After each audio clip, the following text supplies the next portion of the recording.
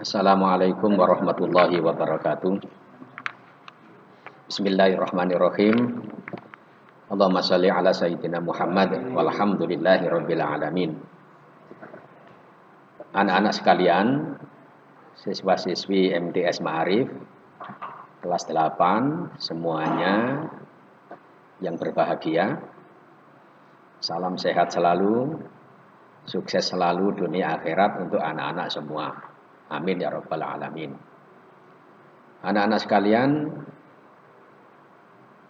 materi pembelajaran kita pada saat ini yaitu akidah akhlak, masih bab 1, menjelaskan tentang iman kepada kitab-kitab Allah Subhanahu wa taala. Melanjutkan yang kemarin. Langsung saja, nama-nama lain dari Al-Quran adalah sebagai berikut. Yang pertama, Alkitab. Jadi Al-Quran memiliki nama yang pertama Alkitab. Alkitab artinya buku atau kitab. Kenapa Al-Quran disebut buku atau kitab? Jawabannya sangat mudah. Karena Al-Quran dibukukan dalam sebuah buku atau sebuah kitab bacaan.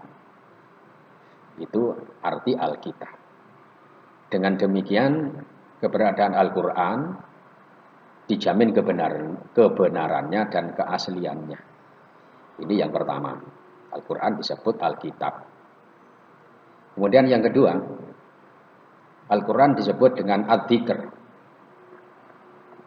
yang artinya adalah peringatan.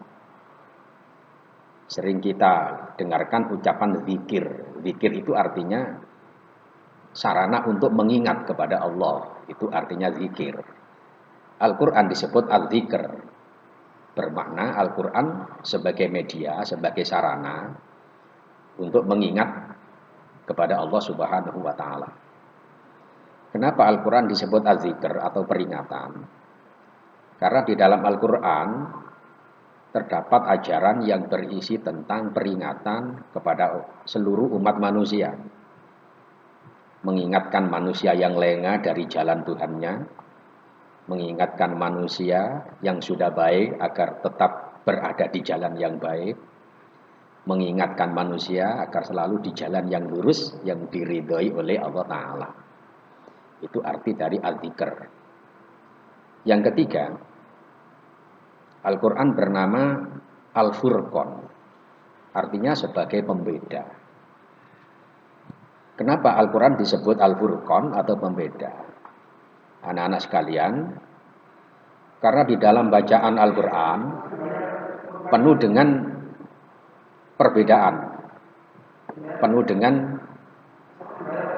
ajaran untuk membedakan antara kebaikan dan keburukan, sebagai pembeda jalan ke surga dan jalan ke neraka, menjadi pembeda antara hamba-hamba Allah dan hamba selain Allah.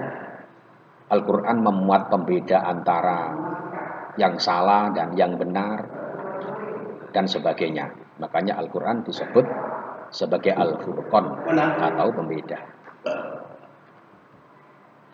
Yang keempat, Al-Quran disebut juga Asy-Syifa, yang artinya adalah obat atau penyembuh. Jadi Al-Quran nama lainnya Asy-Syifa, obat atau penyembuh. Kenapa Al-Quran disebut Asy-Syifa? Karena Al-Quran bisa dijadikan sebagai penyembuh atau obat penyakit batin. Penyakit hati, misalnya hasud, iri hati, dengki, takabur, dan sebagainya. Itu semuanya adalah penyakit-penyakit batin atau penyakit hati yang bisa disembuhkan dengan bacaan Al-Quran. Artinya apa? Kalau kita sering membaca Al-Quran, maka penyakit-penyakit hati tadi insya Allah dihindarkan dan dijauhkan oleh Allah Ta'ala. Sebaliknya, kalau anak-anak jarang atau bahkan tidak pernah membaca Al-Quran, maka hati kita akan mudah terkena virus atau penyakit batin. Itu yang keempat. Kemudian yang kelima, Al-Quran bernama Al-Busyra, yang artinya adalah kabar gembira. Karena di dalam Al-Quran terdapat banyak ayat-ayat yang menjelaskan tentang kabar gembira bagi orang yang beriman. Di dalam Al-Quran ada kabar gembira tentang surga. Di dalam Al-Quran ada kabar gembira tentang nikmatnya kehidupan di alam yang kekal. Kabar gembira bagi orang yang tekun beribadah. Kabar gembira bagi orang yang beriman dan beramal soleh. Kabar gembira bagi orang yang berbakti, yang tunduk kepada Allah, yang bertakwa kepada Allah. Makanya Al-Quran disebut dengan Al-Bushra. Kemudian yang keenam, Al-Quran disebut juga dengan Al-Bayyinah. Yang artinya adalah sebagai penjelasan atau bukti yang nyata. Kenapa disebut Al-Bayyinah?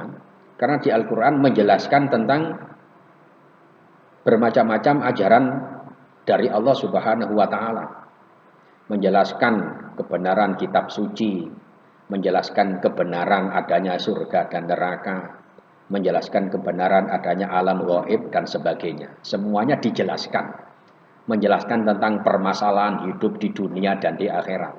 Itu artinya Al-Bayyinah.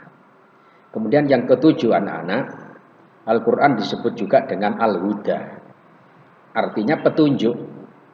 Karena di dalam Al-Quran terdapat banyak ayat yang menjelaskan tentang petunjuk hidup bagi umat manusia agar tidak tersesat. Kita ditunjukkan oleh Al-Quran mana yang halal, mana yang haram. Kita ditunjukkan oleh Al-Quran mana surga, mana neraka. Kita ditunjukkan oleh Al-Quran mana akhlak mulia, mana akhlak yang tercela. Makanya Al-Quran disebut sebagai Al-Huda atau petunjuk dalam kehidupan. Supaya kita tidak tersesat jalan. Ditunjukkan oleh Allah menuju jalan yang diridhoi oleh Allah Subhanahu wa Ta'ala. Kenapa anak-anak kok mendirikan sholat? Ya, karena sudah mendapat petunjuk. Itu namanya Al-Huda. Kenapa anak-anak sekarang menjadi anak yang berbakti kepada orang tua? Karena kita mendapat petunjuk, itu namanya Al-Huda. Jadi itu pengertian atau nama-nama lain dari Al-Quran yang jumlahnya ada 7. Anak-anak sekalian, demikian pemaparan singkat materi tentang beriman kepada kitab-kitab Allah yang merupakan lanjutan dari materi kita yang kemarin.